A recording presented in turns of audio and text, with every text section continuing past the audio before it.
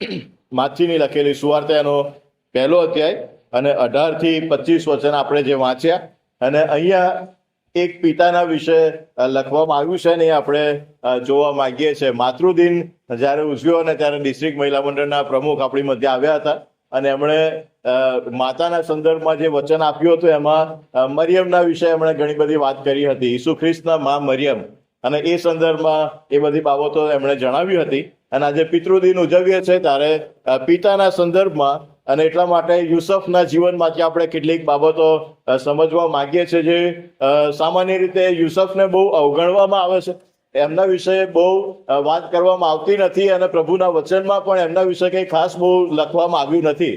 અને એટલા માટે ઘણી બધી બાબતો એ આપણે જાણી શકતા નથી, પણ જે બાબતો લખી છે એ બાબતો આપણને ઘણા મોટા ઉપદેશો આપી જાય છે, ઘણી મોટી દિશા ચીંધી જાય છે. અને એ બાબત આપણે પ્રભુના વચનમાંથી થોડો સમય જોવા માંગીએ છીએ. માથી 1 અધ્યાય ને 18મી કલમથી આગળ ત્યાં યુસફ વિશે જે બાબત જણાવવામાં આવી છે ત્યાં એ પ્રમાણે લખ્યું છે 18મી કલમથી આગળ. અને ઈસુ ખ્રિસ્તનો જન્મ આ પ્રમાણે થયો, એટલે તેની મા મરિયમનું વૈભિશાળ યુસફ જોડે થયા પછી તેઓનો મિલાપ થયા અગાઉ પવિત્ર આત્માથી તે ગર્ભવતી થયેલી જણાય. અહીંયા જે બાબત લખી છે કે છે કે મરિયમનું વૈભિશાળ યુસફ જોડે થયા પછી અને તેઓના મિલાપ થયા અગાઉ. યહૂદી સંસ્કૃતિની અંદર વૈભિશાળ, જેને આપણે આપણા સંસ્કૃતિમાં અત્યારે સગાઈ કહીએ છીએ, પણ ત્યાં એ વૈભિશાળ અથવા એમના સંસ્કૃતિની અંદર જે સગાઈ હતી એનું એક અલગ જ મહત્વ હતું, એનું આગવું સ્થાન હતું. યહૂદી સંસ્કૃતિની અંદર વૈભિશાળ એટલે લગ્ન જેવું જ હતું. ત્યાં ઓફિશિયલી કાગળ ઉપર એ બંનેને જાણે કે પતિ પત્ની તરીકે જ સંબોધવામાં આવે, સમાજ એમને પતિ પત્ની તરીકે જ જુએ. વૈભિશાળ થયું છે પછી એ લોકો છૂટા ના પડી શકે, એમણે કાયદાકીય રીતે એ સમયના જે નીતિ નિયમો હતા એ પ્રમાણે છૂટાછેડા લેવા પડે. જેમાં આપણે લગ્ન પછી છૂટાછેડા લેવાની પ્રક્રિયા હોય છે, ત્યાં વૈભિશાળ પછી પણ છૂટા. અત્યારે આપણા સંસ્કૃતિની અંદર સગાઈ તૂટી જાય તો એમાં કંઈ બહુ મોટા પ્રશ્નો નથી હોતા, એમાં કોઈ કાયદાકીય કાર્યવાહી નથી કરવી પડતી. પણ યહૂદી સંસ્કૃતિની અંદર સગાઈ તોડવી એ લગ્ન જેટલી જ ગંભીર બાબત હતી. વૈભિશાળ થયું છે એનો અર્થ કે હવે એ લોકો છૂટા પડી શકતા નથી, એકબીજાની સાથે બંધાયેલા છે, અને એટલા માટે એમને વૈભિશાળ પછી પણ જાણે પતિ પત્ની તરીકે જ સંબોધવામાં આવે. એટલી ગંભીર બાબત એ વૈભિશાળ હતી. અને હવે અહીંયા મરિયમ અને યુસફનું વૈભિશાળ થયું છે. વૈભિશાળની અંદર ફક્ત એક જ બાબત નથી કે એ લોકો બંને પોતપોતાના મા બાપના ઘરે રહે છે અને એમની વચ્ચે પતિ પત્ની તરીકેનો સંબંધ નથી, અને એટલા માટે એમના મિલાપ થયા અગાઉ પવિત્ર આત્માથી તે ગર્ભવતી થયેલી જણાય. અને અહીંયા બહુ મોટો પ્રશ્ન એ ઊભો થાય. વૈભિશાળ થયું છે એટલે બંને, મેં કીધું એ પ્રમાણે પતિ પત્ની જેવા જ છે સમાજની નજરની અંદર. અને હવે મરિયમ એ ગર્ભવતી થયેલી જણાય, પવિત્ર આત્માથી ગર્ભવતી થયેલી જણાય, પણ એ દુનિયાને અને પોતાના ઘરના લોકોને કેમનું સમજાવવું કે પવિત્ર આત્માથી ગર્ભવતી થઈશું? કોણ સ્વીકારે? આ તો બહાનું કાઢે છે એવું લાગે, પોતાનું પાપ સંતાડવા માટે કોઈક રસ્તો શોધ્યો છે એવું લાગે. મરિયમ કઈ એકલી તો રહેતી નથી. મરિયમ એ એમના માતા પિતાની સાથે એમના ઘરે તો રહેતા હતા ને. એમના ઘરમાં કેવી રીતે કે ગાબ્રિએલ દૂતે તો મરિયમને કીધું, એમના મા બાપને જઈને તો કીધું નથી. એમના ભાઈ બહેનો હશે કે એમના સગાવાલાઓ હશે એમને તો કીધું નથી. તો મરિયમ એમના બહારના લોકોને તો પછીની વાત છે, એમના પરિવારના લોકોને કેવી રીતે સમજાવે? જો એ કહેવા જાય કે મને દૂતે આવીને આ બધી બાબતો કીધી ને હવે આ રીતે હું પવિત્ર આત્માથી ગર્ભવતી થઈ છું, તો ઘરના લોકો જ પહેલા મરિયમને ગાંડી થઈ ગઈ છે એવું કે. આવી રીતે દૂત દેખાય ને આવી વાત કહે ને પવિત્ર આત્માથી ગર્ભવતી થઈ છું, આ શક્ય જ નથી. કોણ સ્વીકારે? અને એમાંય પાછું મરિયમનું વૈભિશાળ થયું છે યુસફની સાથે. અને વૈભિશાળ જેવા ગંભીર સંબંધની અંદર જ્યારે એ લોકો બંધાયા છે ત્યારે વધારે મોટો પ્રશ્ન ઊભો થાય છે મરિયમની માટે અને પરિવારની માટે. કારણ કે જ્યારે વૈવિશાળ થયેલું છે ને પછી આવી રીતે ગર્ભવતી થયેલા માલુમ પડે તો નિયમશાસ્ત્રમાં એની માટે બહુ કડક નિયમો હતા, બહુ સખત પગલાં લેવામાં આવે. તમે જુઓ પુનર્નિયમના પુસ્તકનો 22મો અધ્યાય અને એની 23મી કલમથી આગળ. પુનર્નિયમ 22મો અધ્યાય અને એની 23મી કલમથી આગળ. ત્યાં 23 અને 24 બે કલમની અંદર આવી પરિસ્થિતિની અંદર ઇસરાયેલે શું કરવું એ લખ્યું છે. 181 નંબરનું પાન, પુનર્નિયમ 22મો અધ્યાય ને 23 ને 24 કલમ. જો કોઈ કુંવારી કન્યાની કોઈ પુરુષની સાથે સગાઈ કરેલી હોય, જે પ્રમાણે મરિયમની સગાઈ યુસફ સાથે થયેલી એ પ્રમાણે સગાઈ કરેલી હોય, અને કોઈ બીજો પુરુષ તેને નગરમાં મળીને તેની સાથે કુકર્મ કરે, તો તમે તે બંનેને નગરના દરવાજા પાસે લાવીને તેઓને પથ્થરે મારીને મારી નાખો. એ કન્યાને એ વાસ્તે કે નગરમાં હોવા છતાં પણ તેણે બૂમ પાડી નહીં, અને પુરુષને એ વાસ્તે કે તેણે પોતાના પડોશીની સ્ત્રીની આબરૂ લીધી છે. એ રીતે તું તારી મધ્યથી ભૂંડાઈ દૂર કર. સગાઈ કરેલી સ્ત્રી આવી રીતે ગર્ભવતી થયેલી માલુમ પડે તો એ સ્ત્રીને અને એની સાથે જે પુરુષે સંબંધ માંગ્યો છે એ બંનેને પથ્થરે મારીને મારી નાખો. આ સીધો નિયમ અહીંયા મરિયમની ઉપર લાગુ પડે છે. અને જો આ વાત જાહેર થાય, લોકોને ખબર પડે, યહૂદી આગેવાનોને ખબર પડે, તો એ લોકો આવી તક જતી નતા કરતા. યોહાનની સુવાર્તાના 8મા અધ્યાયમાં આવી એક સ્ત્રીને ઈસુની પાસે લઈને આવ્યા. આપણે એનું આખું વર્ણન વાંચીએ છીએ. એ લોકો કહે છે, એ ધાર્મિક આગેવાનો કહે છે કે એવીઓને પથ્થરે મારવી એવું મૂસાએ નિયમશાસ્ત્રમાં કીધું છે, અને પ્રભુએ કીધું કે જેણે એકે પાપ ના કર્યું હોય એ પહેલો પથ્થર મારે. એ લોકો આવી તક જતી કરતા નહોતા, કારણ કે આવી તકમાં તો એ લોકો કેટલા ન્યાયી છે ને કેટલા સારા છે ને કેટલા નિયમશાસ્ત્રને વળગી રહેનારા છે એનું એ લોકો પ્રદર્શન કરી શકતા હતા. આવું કશું હાથમાં આવે તો અમે બતાવીએ કે અમે કેટલા સારા છે, કેટલા ન્યાયી છે, કેટલા નીતિવાન માણસો છીએ. અહીંયા અમે ન્યાય કરીએ ન્યાયાધીશો બનીને, એટલે લોકોને ખબર પડે કે અમે કેટલા સારા છે. આવી બધી બાબતો અમે ચલાવી લેતા નથી.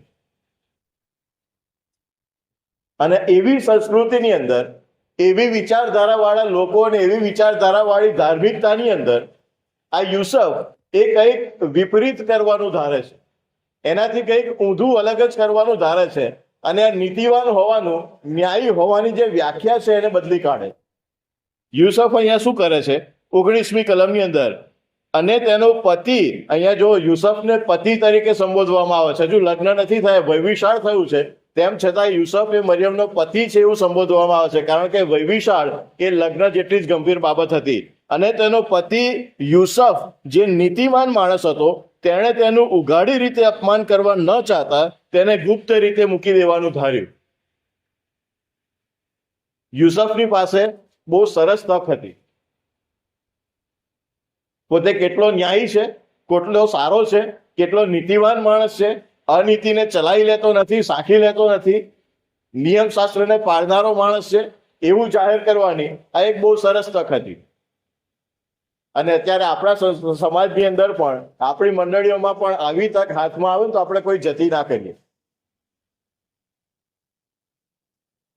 અહીંયા યુસફ નીતિવાન માણસ હતો, અને નીતિવાન હોવાનું પ્રમાણ કેવી રીતે આપવામાં આવે છે?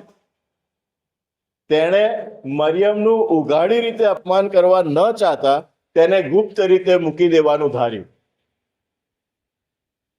યુસફે ધાર્યું હોત આ સ્ત્રીએ મારી સાથે છેતરપિંડી કરી, મારી સાથે કપટ કર્યું, એના કારણે હવે મારે પણ બદનામ થવાનું, સાંભળવાનું,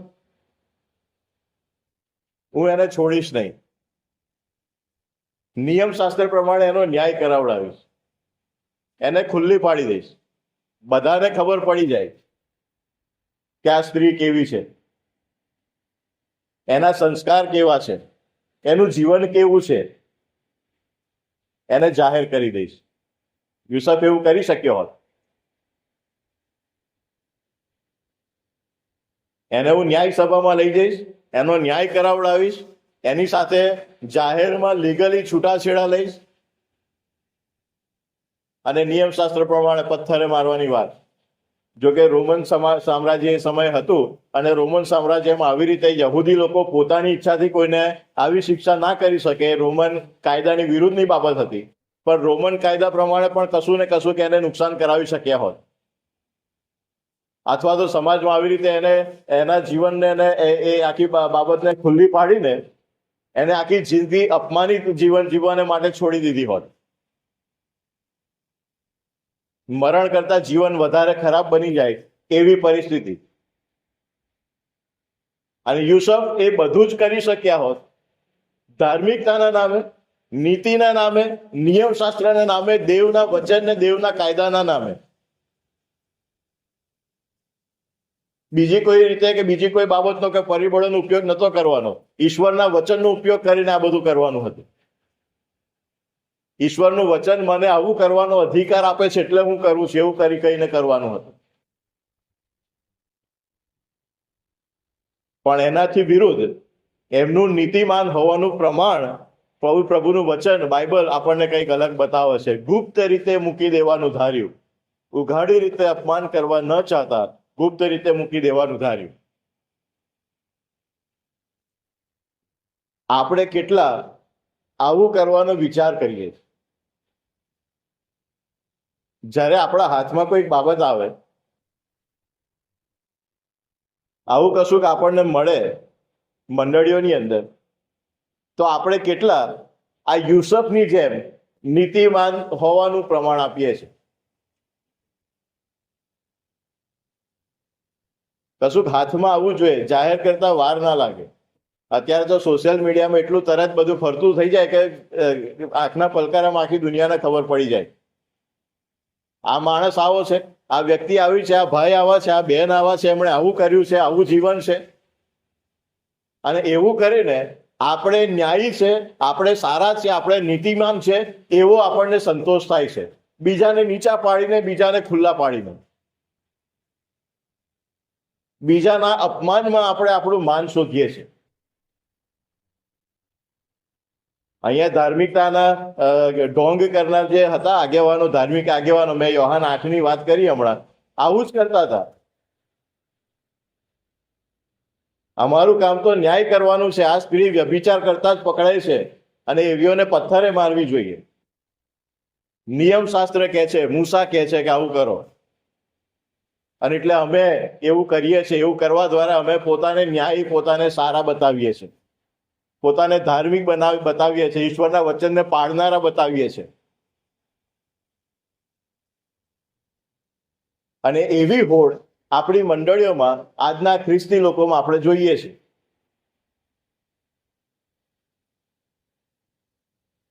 મંડળીમાં એક આગેવાન હોય, એ જાય ને બીજા આવે, એટલે બીજા આગેવાન શું કરે? પહેલા જૂના આગેવાનનું, એણે આમ કર્યું, એણે આવા કામો કર્યા, આવી રીતે પૈસા વાપર્યા, આવી રીતે ખોટા નિર્ણયો લીધા, આવી રીતે મંડળીને નુકસાન પહોંચાડ્યું. અને એવું કરીને આપણે હું વધારે સારો આગેવાન છું, હું વધારે સારો વહીવટ કરી શકું છું, એવું બતાવવાના પ્રયત્ન કરીએ. પાળકો પણ એવું કરે. એક પાળકની બદલી થાય ને બીજા આવે એટલે જૂના પાળકે આ ખોટું કર્યું, પેલું ખોટું કર્યું, હું વધારે સારું કરીશ. સંસ્થાઓની અંદર પણ આવું જ બને. ડાયરેક્ટર હોય તો જૂના ડાયરેક્ટરે આવું કર્યું, તેવું કર્યું, એમના આવા કામો હતા, હું સારું કરું છું, આટલા વર્ષોથી કશું નતું થતું, મેં આવીને આ બધું કર્યું. દરેક જગ્યાએ મંડળીના એક અંગની અંદર આપણે આવા કામોમાં આવી રીતે આપણી નીતિમત્તાને જાહેર કરવા, આપણા ન્યાયપણાને જાહેર કરવા માટે રેસ લગાવી છે, હોડમાં દોડીએ છે. બીજાને નીચા પાડીએ, બીજાને ખુલ્લા કરીએ, બીજાનું અપમાન કરીએ, અને એમાં હું કેટલો સારો છું કે સારી છું એવું આપણે બતાવીએ. અહીંયા યુસુફ તેનું ઉઘાડી રીતે અપમાન કરવા ન ચાહતા તેને ગુપ્ત રીતે મૂકી દેવાનું ધાર્યું. અને યુસુફનો આ ગુણ, એને બાઇબલ એવું કહે છે કે તે નીતિવાન માણસ હતો. જો આવું કરવું એ નીતિવાન હોવાની સાબિતી છે, તો આપણે જે કરીએ છીએ શું છે એ આપણે વિચારી લેવાનું. આપણે આનાથી વિરુદ્ધનું જે કરીએ છીએ એ બધાને શું કહેવાય એ આપણે જાતે વિચારવાનું, આપણે જાતે સમજવાનું. એ ન્યાયપણું નથી, એ નીતિમાન હોવું નથી. તો એમાંથી બહાર આવવું, એને છોડી દેવું, એ પણ આપણે જાતે નિર્ણય કરવાનો. હવે અહીંયા એનું બીજું પાસું, યુસુફે આ જે બાબત કરી એ ઉઘાડી રીતે અપમાન ન કરવા ન ચાહતા એને ગુપ્ત રીતે મૂકી દેવાનું ધાર્યું. આ જે બાબત યુસુફે કરી કે જે એના નીતિમાન હોવાનું પ્રમાણ બતાવે છે બાઇબલ, એ બાબત યુસુફની માટે ફાયદાકારક હતી કે નુકસાનકારક હતી? વ્યક્તિગત રીતે યુસુફની માટે એમણે જો આ કર્યું તો એનાથી એમના જીવન પર શું અસર પડે? આવી રીતે ગુપ્ત રીતે મરિયમને મૂકી દે, છોડી દે, કોઈને કીધા વગર. કારણ શું છે? કેમ છોડી દઉં છું એ કોઈને કહેવાનું નહીં. મેં કીધું એ પ્રમાણે વૈભીશાળ એ લગ્ન જેટલી જ ગંભીર બાબત હતી. અને એટલા માટે અહીંયા પણ મેં હમણાં તમારું ધ્યાન દોર્યું કે તેનો પતિ યુસુફ, એ રીતે ત્યાં યુસુફને સંબોધવામાં આવે છે. હવે એ કોઈ પણ કારણ આપ્યા વગર, કોઈ પણ યોગ્ય કારણ વગર મરિયમને જ્યારે છોડી દે, આવી રીતે ગુપ્ત રીતે મૂકી દે અને એ સંબંધને કાપી નાખે, તો એનાથી યુસુફના જીવન પર શું કેટલી વિપરીત અસર પડે? શું થાય? સમાજ યુસુફને શું કહે? પછી એ જે પણ ન્યાયની પ્રક્રિયા હતી નિયમશાસ્ત્ર પ્રમાણે, એ હવે મરિયમ ઉપર લાગુ ના પડે. એ બધી જ બાબતો હવે યુસુફ ઉપર થાય. કારણ કે ત્યાં સમાજ એવું કે, ધાર્મિક આગેવાનો એવું કે યુસુફે ખોટું કામ કર્યું. એણે મરિયમને ગર્ભવતી બનાવી અને પછી એને ગુપ્ત રીતે મૂકી દીધી, એની સાથે સંબંધ તોડી નાખ્યો, એણે મરિયમની સાથે ખોટું કર્યું. એટલા માટે હવે યુસુફ સામે પગલાં લેવામાં આવે. હવે નિયમશાસ્ત્ર પ્રમાણે યુસુફનો ન્યાય કરવામાં આવે. અને એ યુસુફની માટે જરાય સહેલું નહોતું. એમણે કશું કર્યું નથી, એમનો કોઈ અપરાધ નથી, એમના હૃદયમાં ભૂંડું કરવાનો કોઈ ઈરાદો નથી. ઉપરથી મરિયમને નુકસાન ના થાય એટલા માટે કહે છે કે ઉઘાડી રીતે અપમાન કરવા ન ચાહતા ગુપ્ત રીતે મૂકી દેવાની વાત કરે છે. બધું સારું કરવાની જ ઈચ્છા રાખે છે. એ સારું કરવામાં એમને બહુ મોટું નુકસાન જવાનું છે. કાયમ માટે એમના જીવન ઉપર એક કલંક, એક ડાઘો લાગી જવાનો છે. આ માણસે આ બેનની સાથે આવું કર્યું, એને સમાજની બહાર કાઢી મૂકે, એમની સાથે ફરી કોઈ લગ્ન ના કરે, પરિવાર કદાચ એમને સ્વીકારે કે ના સ્વીકારે, ત્યાં ભાઈ આ ખોટું કામ કર્યું, તારા લીધે અમારે સમાજમાં નીચું જોવાનું થયું.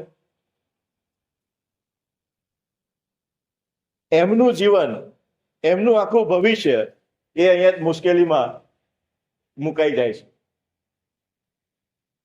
અને એ પડકાર ઝીલવા માટે યુસુફ તૈયાર થાય છે. એ પડકાર જેમાં એમનો કોઈ વાંક ગુનો નથી, જેમાં એમનો કોઈ અપરાધ નથી, એ અપરાધની શિક્ષા ભોગવવાને માટે એ તૈયાર થઈ જાય છે. મેં નથી કર્યું પણ તેમ છતાંય હું ભોગવી લઈશ. કેમ?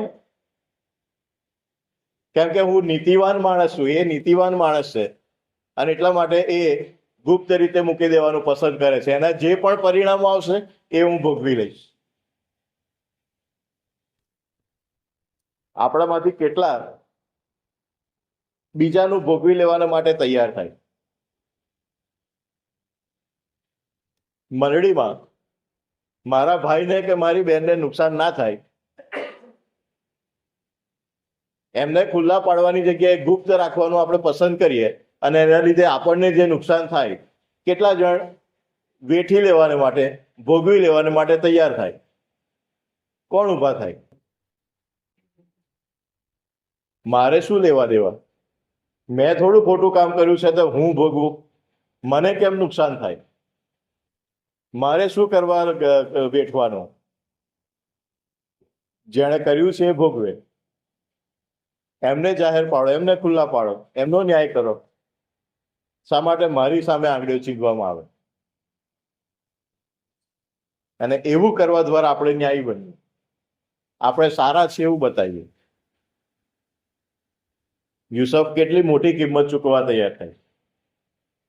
અને ત્યાર પછી આ બધું થયા પછી, એમની નીતિમત્તા જાહેર થયા પછી એમના હૃદયમાં ભૂંડું કરવાનો ઈરાદો નથી, એ ભલું કરવાની ઈચ્છા રાખે છે. અને હકીકતમાં જોઈએ તો નિયમને સાચી રીતે અનુસરવામાં સાચી રીતે અનુસરવાનો ઈરાદો રાખે છે. જે ધાર્મિક આગેવાનો કરતા હતા, યહૂદી લોકોને જે પ્રમાણે શીખવતા હતા, માથી 8માં જે પ્રમાણે યોહાન 8માં મેં કીધું એ પ્રમાણે, એ નિયમને ખોટી રીતે પાડવાનું, એને ખોટી રીતે જાહેર કરવાની રીતો બતાવતા હતા.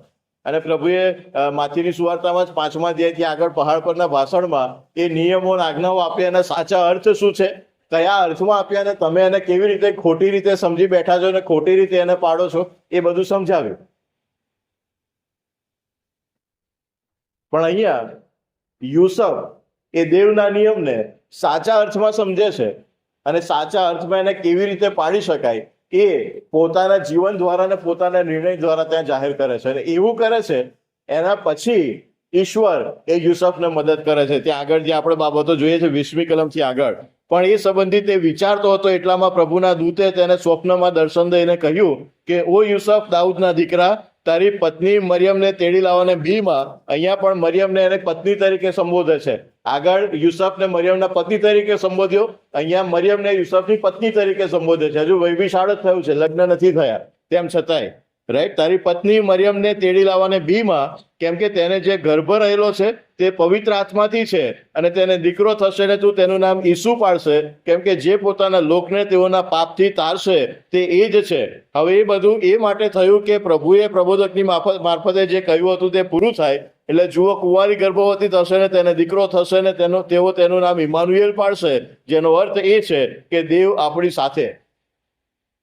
ઈશ્વર યુસફને આગળ મદદ કરે છે, દોરવણી આપે છે કે તું કેવી રીતે મારા વચનને આધીન છે, સાચા અર્થમાં મારા વચનને પાડવાને માટે તૈયાર છે, તારું નીતિમાન હોવાનું પ્રમાણ તે તારા નિર્ણયમાં આપ્યું છે. ત્યારે ઈશ્વર એની મદદે ઉતરે છે. ત્યારે ઈશ્વર એ યુસફને સાચી દોરવણી આપવા માટે આવે છે.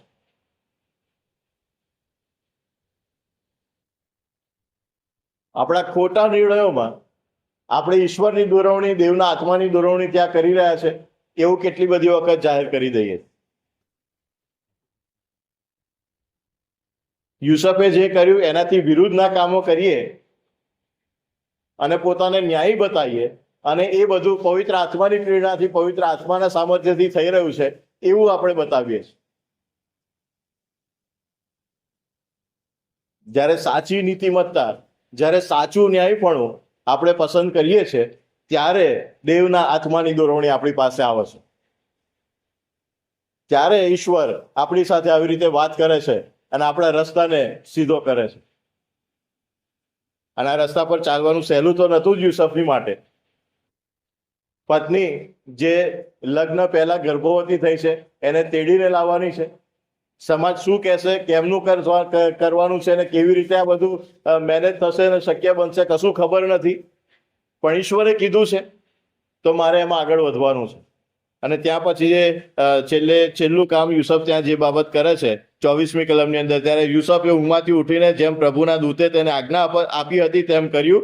એટલે તે પોતાની પત્નીને તેડી લાવ્યો અને તેને દીકરો થયો. ત્યાં સુધી તેણે તેને જાણી નહીં, અને તેણે તેનું નામ ઈસુ પાડ્યું. આ દીકરો, આ છોકરો મારો નથી, મારા દ્વારા જન્મ્યો નથી, એટલે મારે ને એને કોઈ લેવા દેવા નહીં, એવું નહીં.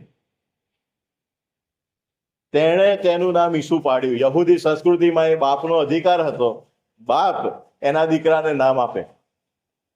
યોહાન બાપ્તિસ્મીના સંદર્ભમાં આપણે એ બાબતો વાંચીએ છીએ લુકની સુવાર્તાની અંદર.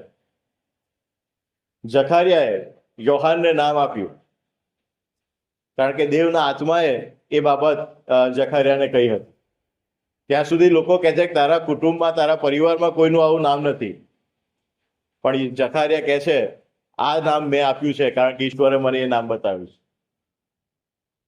અને એવી જ રીતે અહીંયા યુસફ એ મરિયમ દ્વારા જન્મેલા દીકરાને નામ આપે છે. બીજા અર્થમાં એ નામ આપવાનો અર્થ શું થયો? એને હું અપનાવું છું, એને હું મારો ગણું છું, મારા બાળક તરીકે એને સ્વીકારું છું, હું એનો પિતા છું એવું જાહેર કરું છું. ભલે શારીરિક રીતે હું એનો પિતા નથી, પણ પાલક પિતા તો છું. એના માટે જે કંઈ કિંમત ચૂકવવાની થાય, જે કંઈ સહન કરવાનું થાય, લોકોનું જે કંઈ સાંભળવાનું થાય, એ બધું જ હું વેઠી લઈશ. યુસફનું જીવન એ બહુ લાંબુ નહોતું. છેલ્લે આપણે લુકની સુવાર્તાના બીજા અધ્યાયમાં ઈસુ 12 વર્ષના હતા ત્યારે યુસફ અને મરિયમ સાથે ઈસુને લઈને મંદિરમાં જાય છે, એ ઉલ્લેખ આપણે જોઈએ છે. અને એના પછી કોઈ યુસફનો ઉલ્લેખ જોવા મળતો નથી. અને એટલે ઈસુ ખ્રિસ્ત 12 વર્ષની ઉંમર પછી કેટલી ઉંમરના હશે ખબર નહીં કે જ્યારે યુસફનું મરણ થયું, પણ 12 વર્ષ સુધી યુસફ એ ઈસુની સાથે હતા. 12 વર્ષ સુધી યુસફે ઈસુને સંભાળી લીધી. એમના જીવનમાં એ જે કંઈ સંસ્કારો સિંચવાના, શિક્ષણ આપવાનું, નિયમ શીખવવાનો, દેવના વચનના સંદર્ભમાં પિતા તરીકેની જે જવાબદારીઓ હતી એ પૂરી કરી. અને યહૂદી સંસ્કૃતિમાં પિતાની જવાબદારી 12 વર્ષ સુધીની હતી. 13મા વર્ષથી એ દીકરાને મંદિરમાં અર્પણ કરવામાં આવે અને પછી હવે એ દીકરો દેવના નિયમને માટે પોતે સીધો જવાબદાર છે. 12 વર્ષ સુધી એના મા બાપ જવાબદાર છે. 13મા વર્ષથી એ દીકરો પોતે જવાબદાર છે. અને 12 વર્ષ સુધી ઈસુની સાથે યુસફ છે એ આપણે ત્યાં જોઈએ છે. એને બાર મિtzવા એવું નામ હિબ્રુ ભાષામાં એ લોકો કહે છે. એ એમની આખી જે ધાર્મિક ક્રિયા હતી એને, કે જ્યાં 12મા વર્ષે દીકરાને મંદિરમાં લઈ જવામાં આવે, એ દીકરાને બધું બતાવવામાં આવે, અને હવે 13મા વર્ષથી એ દીકરો પોતે જવાબદાર છે. હવે આ જે આખું યુસફનું ચિત્ર અહીંયા આપણે જોઈએ છે, એ યુસફનું ચિત્ર આપણને કઈ બાબત તરફ લઈ જાય છે, શું સૂચવે છે? યુસફે નીતિવાન હોવાનું પ્રમાણ કેવી રીતે આપ્યું? ઉઘાડી રીતે અપમાન કરવા ન ચાહતા ગુપ્ત રીતે મૂકી દેવાનું ધાર્યું. બીજું, એના જે કંઈ પરિણામો આવશે એ હું ભોગવી લઈશ. મારો ન્યાય થશે, મારે શિક્ષા ભોગવવી પડશે, નિયમશાસ્ત્ર પ્રમાણે લોકો મારી ઉપર આંગળી ચીંધશે, એ બધું હું ચલાવી લઈશ. ભલે મેં કશું નથી કર્યું, મારો કોઈ વાંક ગુનો નથી, મારો કોઈ અપરાધ નથી, પણ હું એ સ્વીકારી લઈશ. આ બાબત આપણને શું બતાવે છે? ત્યાં આપણને કોનો પડછાયો, કોની પ્રતિછાયા દેખાય? ઈશ્વર પિતાની દેખાય છે. ઈશ્વર પિતા કંઈક આવું જ આપણી માટે કરે છે.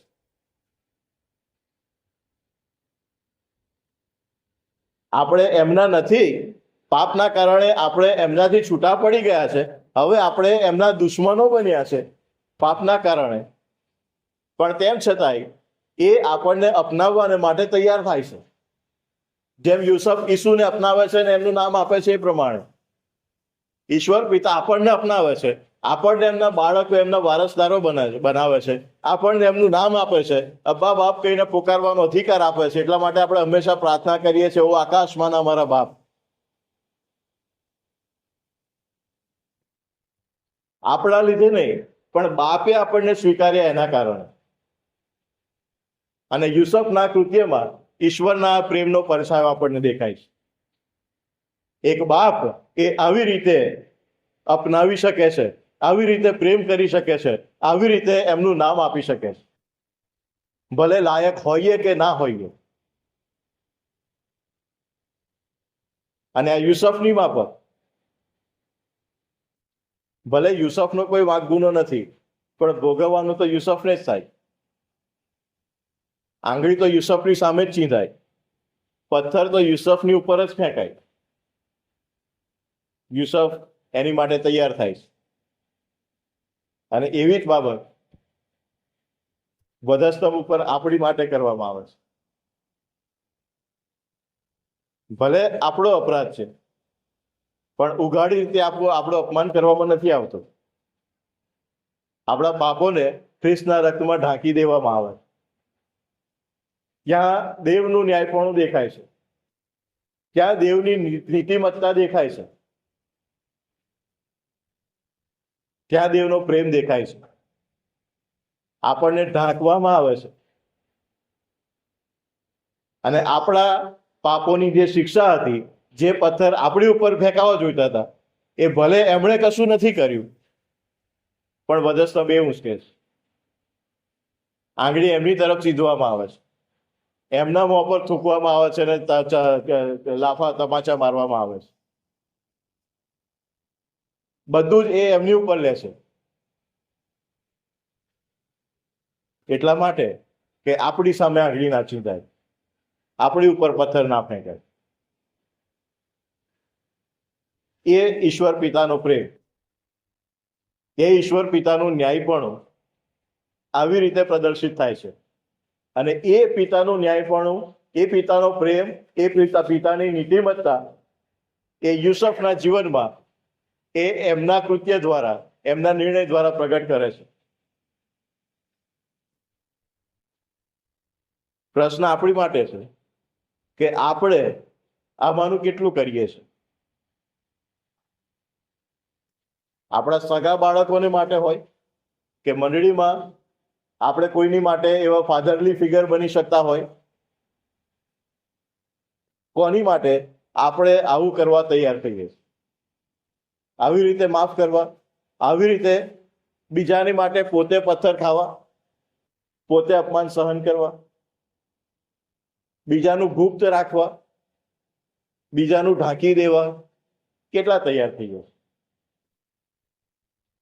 કે પછી શાસ્ત્રીઓ, ફરોશીઓ અને યાજકો એમની માફક આપણે બીજાને ઉઘાડા પાડીને અમે કેટલા સારા છીએ અને કેટલા ન્યાયી છે એવું બતાવવા માટે હંમેશા 24 કલાક તત્પર રહીએ.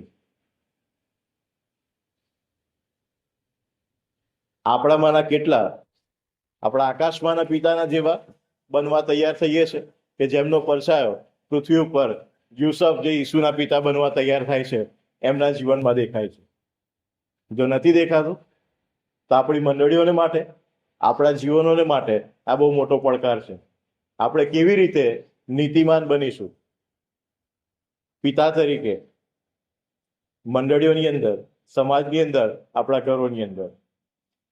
પ્રભુ એવી કૃપા આપે કે આપણે યુસુફની માફક ઈશ્વર પિતાનો પરછાયો જીવતા શીખીએ, એવા ગુણો પ્રદર્શિત કરતા શીખીએ અને એવી રીતે પિતા બનતા શીખીએ. આમેન. આવો આપણે પ્રાર્થનામાં રમીએ. પ્રભુ, અમે તમારો આભાર માનીએ છીએ કારણ કે તમે અમારા સ્વર્ગીય પિતા છો અને તમે અજાયબ રીતે અમારા ઉપર પ્રેમ કર્યો. અમને ખુલ્લા ના પાડ્યા, પણ અમને ઢાંક્યા. અમને શરમમાં, અપમાનમાં ના મૂક્યા, પણ અમારી શરમ ને અમારું અપમાન તમે પોતાની ઉપર લીધું. અને તમારા એ ગુણો યુસુફના જીવનમાં અમે જોઈએ છે અને એ નમૂનો ને એ સાક્ષી અમારી માટે પડકાર સમાન ઊભી છે. ત્યારે અમે તમારો આભાર માનીએ છીએ. એવું જીવવાને માટે, એવા કૃત્યો કરવાને માટે, એવા નીતિવાન બનવાને માટે અમને તમારા આત્માની સહાય આપજો. એવા પિતા બનવાને માટે અમને તમારી કૃપા આપજો. પ્રભુ ઈસુમાં અમારી પ્રાર્થના સાંભળો અને માન્ય કરો. આમેન.